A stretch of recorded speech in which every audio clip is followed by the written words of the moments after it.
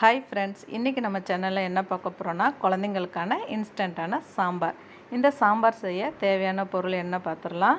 Carrot கொஞ்சம் துருவி எடுத்துக்கோங்க, கொஞ்சோண்டு தக்காளி, கொஞ்சம் வெங்காயம், கொஞ்சம் பாசிப்பருப்பு கழுவி வச்சுக்கோங்க. கூடவே 2 கருவேப்பிலை, கொத்தமல்லி எடுத்துருக்கேன். இப்போது இதை ஒரு குக்கரில் நம்ம வேக வச்சு எடுக்க போகிறோம். ஒரு குக்கரில் கொஞ்சோண்டு எண்ணெய் ஊற்றிட்டு கடுகு, சீரகம், 2 வெள்ளைப்பூடு, கருவேப்பிலை, பெருங்காயம் இதெல்லாம் தாளிச்சிக்கோங்க. தாளிச்சிட்டு கூடவே நம்ம அரிஞ்சு வச்சுருக்க எல்லா பொருளையும் ஒன்றா சேர்த்துக்கோங்க. அவ்வளோதான் ஃப்ரெண்ட்ஸ். இப்போ நம்ம இதில் கொஞ்சம் மஞ்சள்தூள் பொடியும் அப்புறம் சாம்பார் பொடி சேர்த்துக்கலாம். ஏன்னா மிளகுத்தூள் கூட சேர்க்கலாம், நான் சாம்பார் தூள் சேர்த்துருக்கேன். அப்புறம் டேஸ்ட்டுக்கு ஏற்ற மாதிரி உப்பு சேர்த்துக்கோங்க. அவ்வளோதான் ஃப்ரெண்ட்ஸ். இதில் கொஞ்சம் நம்ம தண்ணி ஊற்றிக்கலாம்.